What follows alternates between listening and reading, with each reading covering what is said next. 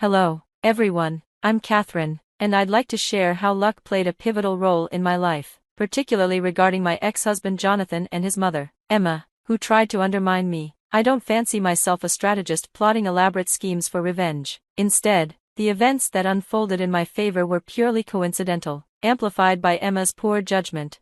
Let's start from the beginning. When Jonathan and I were dating and later married, I viewed him as an incredibly driven individual. He balanced being a caring partner with his intense dedication to his work. Throughout our relationship, Jonathan made me feel loved and supported, tirelessly building his business and striving for success. I admired his ambition and was always by his side, not for his wealth, but for his passion. Yet, Emma, his mother, was convinced I had ulterior motives.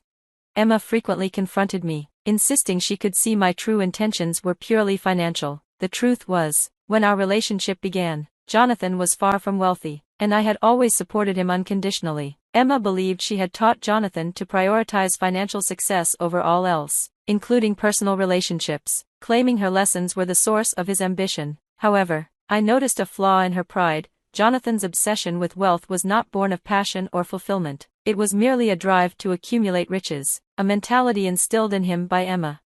Despite Emma's warnings that Jonathan would choose money over love, I held on to hope for a different future. Sadly, after we married, Jonathan changed drastically. He became increasingly distant, channeling all his energy into work and leaving little room for affection or warmth in our relationship. This transformation was heartbreaking, and I found myself clinging to the hope that things would improve.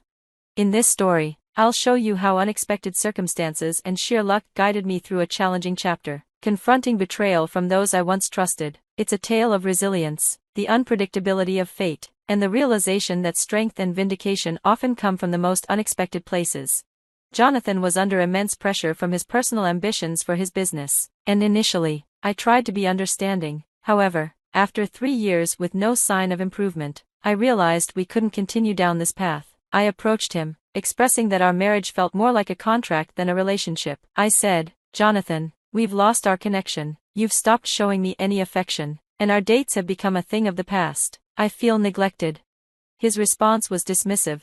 "Why should I take you out? Dates are just unnecessary expenses. I'm not working this hard for you to live like royalty. We're married, those romantic gestures aren't needed anymore." I tried to explain that it wasn't about money, but rather about spending quality time together. Unfortunately, Jonathan couldn't see beyond the financial aspect, sarcastically asking if taking time off would magically increase his bank balance. I was deeply hurt, not just by his indifference but by the realization that he prioritized money over our relationship. This mindset, I believed, was heavily influenced by his mother, Emma, who consistently urged him to prioritize work and wealth above everything else, including our marriage. Eventually, the lack of affection and the overwhelming loneliness became unbearable, prompting me to file for divorce. Jonathan resisted, seemingly more concerned about the financial implications, particularly alimony. Given the significant disparity in our incomes, the court ruled in my favor. Emma's reaction to the proceedings was vitriolic. She accused me of marrying Jonathan for his wealth, labeling me a gold digger and blaming me for his suffering. Despite her accusations, I stood my ground, reaffirming that my decision to leave stemmed from Jonathan's neglect and obsession with money, traits Emma had instilled in him. In our final conversations, she remained unyielding, insisting that money should be Jonathan's only concern while derogatorily referring to me as a gold digger. These exchanges only confirmed my resolve to leave, as it became clear that both Jonathan and Emma valued wealth over love and meaningful connection. Emma made it abundantly clear that she would support her son through the aftermath of our divorce, hoping the court wouldn't grant me any financial assistance. However, I noticed Jonathan growing increasingly distant from her after I moved out. In his newfound solitude, he seemed more focused on safeguarding his wealth, gradually excluding anyone who might have a claim to his assets. This behavior raised concerns, suggesting he might be grappling with deeper issues that needed professional attention. His actions became erratic, with Emma as his sole anchor, until a peculiar incident occurred shortly after our divorce. One morning, while preparing for work, I was taken aback by an unexpected visitor, Emma. Her presence was surprising not only because she lived out of town but also due to her absence during the divorce. Save for her attempts to rally Jonathan, her anger over the court's decision to award me a significant portion of Jonathan's wealth was palpable, making her visit even more baffling. Without invitation, she barged into my home, demanding a conversation. I decided to play the gracious host and went to prepare coffee. Upon my return, I caught her rummaging through my bag. She didn't notice me at first, and when I confronted her, she feigned innocence. As we sat down, I questioned her motive for visiting, fully aware it had to be significant given her previous hostility. Emma's response was scathing. She mocked my worth and usefulness, clearly holding me in contempt. Yet, her presence hinted at an urgency that belied her contempt. It soon became clear that her intent was to belittle me further, accusing me of ruining her son's life and deeming me worthless. This confrontation underscored the toxic dynamics that had plagued my relationship with Jonathan and his mother, highlighting the misunderstandings and misplaced values that led to our divorce. Despite the unpleasantness, this incident only solidified my decision to leave a situation where wealth and material concerns overshadowed human connection and emotional well-being. Emma's visit ended with a torrent of accusations and threats, insisting that I was responsible for Jonathan's financial woes post-divorce. She claimed my motives had always centered on his wealth, a notion that couldn't be further from the truth. My choice to divorce Jonathan stemmed from his emotional absence, not financial gain. The court's ruling on the divorce settlement was based on legal standards, not my desires. Despite her belief that I had manipulated the outcome to exploit her son, the reality was that the court acted on its discretion, not mine. Emma's tirade was bewildering and exasperating. Her decision to confront me in person after a long drive, solely to unleash a stream of insults and threats, seemed extreme for someone convinced of her righteousness. When she left, I was in shock, reflecting on the absurdity of the situation.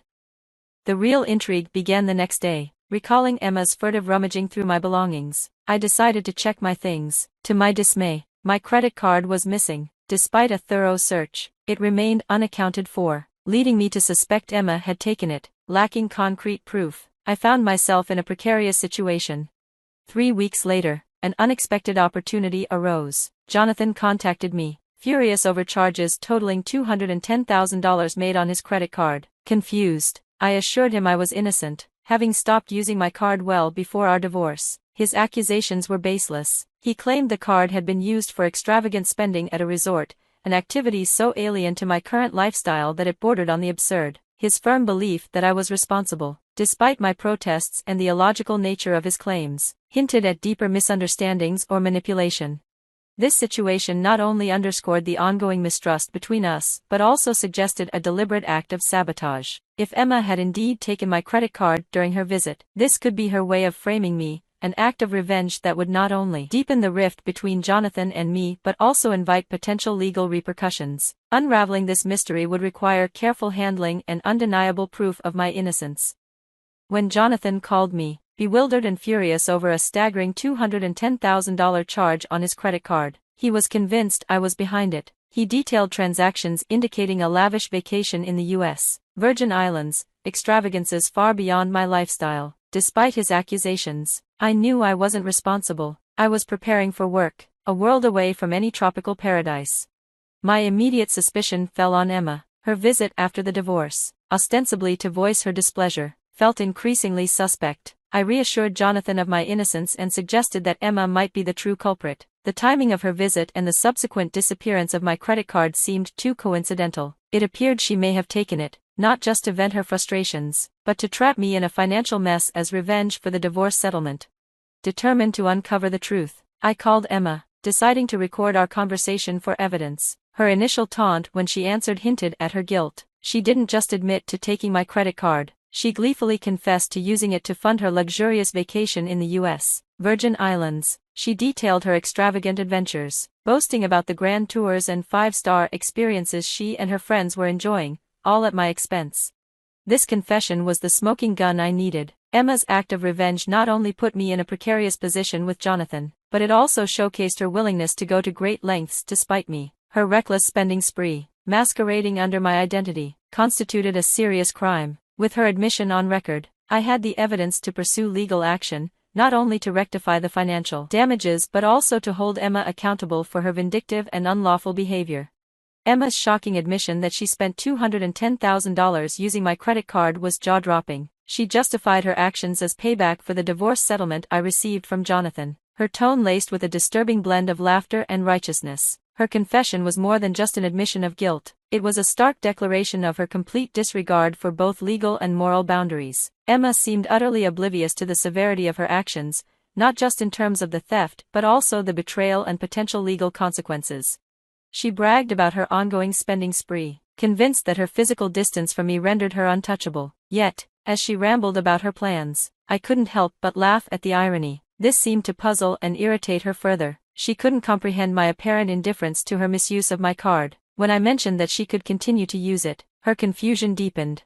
Emma fundamentally misunderstood the situation. She believed her actions directly harmed me financially, but the reality was quite different. When I revealed that Jonathan would ultimately be notified of the charges, because the card was linked to his account and he was responsible for the bills per the court's decision, the dynamics shifted dramatically. This wasn't just any card, it was a supplementary card issued under Jonathan's name, making him liable for the expenses. Emma's plan, designed to make me suffer, was flawed from the outset. When she learned the consequences of her actions, how she had unwittingly burdened her own son with a massive bill, it became clear just how short-sighted and impulsive her revenge was. This revelation not only highlighted potential legal implications for her but also the unintentional financial strain on Jonathan, causing her scheme to backfire spectacularly. When I coolly thanked her for relieving me of the credit card, an item from my past with Jonathan that he had neglected to reclaim, her silence was deafening as she processed the ramifications of her actions. It seemed she had either overlooked or conveniently forgotten the court's ruling, which mandated that Jonathan cover my credit card expenses. This card was linked directly to his business account, making it a financial obligation he was legally bound to fulfill. As I clarified the situation, pointing out that it was Jonathan who would bear the financial burden of her spending spree, Emma's confidence crumbled into panic. Her frantic denials and abrupt hang-ups betrayed her growing realization of her mistake. She had not only misjudged the situation but had set herself up for a fallout with her son. Armed with the recorded confession, I had substantial leverage, not just over Emma but also in reshaping her relationship with Jonathan. I considered how Jonathan would react, knowing his affection for his mother was likely overshadowed by his instinct for financial preservation. After Emma's hasty retreat from our conversation, I reached out to Jonathan to reveal what had transpired. I presented him with a choice: we could jointly report the unauthorized use of the card to the authorities, or he could handle the matter personally. Jonathan's immediate concern about the exorbitant charges indicated his readiness to pursue the culprit. Revealing Emma as the mastermind required careful consideration. Given the gravity of the revelation, her actions not only constituted a betrayal but also a significant financial loss for Jonathan. This disclosure was set to test the bounds of familial loyalty against the backdrop of financial security, laying the groundwork for an inevitable confrontation between mother and son. Last week, amidst an unexpected visit where Emma accused me of ruining Jonathan's life, it became apparent that her real motive might have been to swipe my credit card. Initially skeptical, Jonathan found it hard to believe his mother could stoop to such deceit, especially since she was also vacationing in the U.S. Virgin Islands. Despite his doubts, I assured him I wasn't making baseless accusations. I had Emma's confession. I explained how she admitted to taking the card, believing she was retaliating for the divorce settlement. Jonathan requested evidence, so I sent him the recording of Emma's admission. The revelation left him stunned and furious, prompting a call back to me to confirm that the evidence was sufficient. He expressed disbelief at his mother's actions and resolved not to cover the expenses himself, even mentioning the possibility of legal action against her, a move that surprised me, given his usual prioritization of financial matters over family. Jonathan's willingness to sue his own mother underscored the extent of his frustration and how deeply Emma's materialistic values had influenced him. I agreed to accompany him to the police station. Although the idea of him suing his mother was shocking, it seemed Emma's relentless focus on wealth had reshaped Jonathan's perspective, leading to this dramatic turn of events.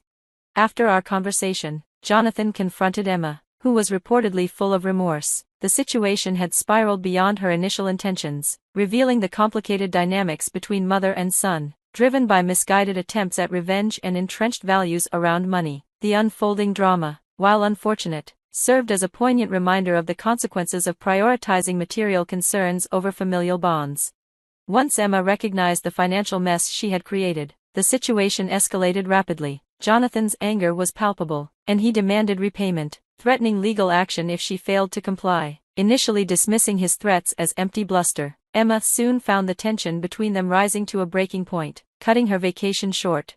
Despite returning home early, Emma clung to the hope of evading the consequences of her actions, but Jonathan's patience was wearing thin. After issuing a final ultimatum and involving his lawyer to reinforce his stance, the gravity of the situation finally sank in for Emma. Faced with the looming legal consequences, she resorted to pleading and tears. Jonathan remained unmoved by her distress, leading to a formal agreement, under his lawyer's watchful eye, ensuring she would fulfill her financial obligations.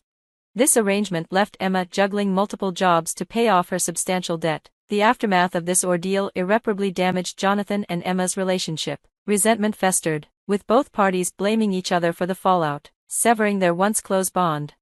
As for me, witnessing the unraveling of this familial discord from a distance has been an unexpected source of closure. It reaffirmed my decision to distance myself from their turmoil and served as a stark reminder of the freedom I've gained by leaving such a tumultuous marriage and family behind.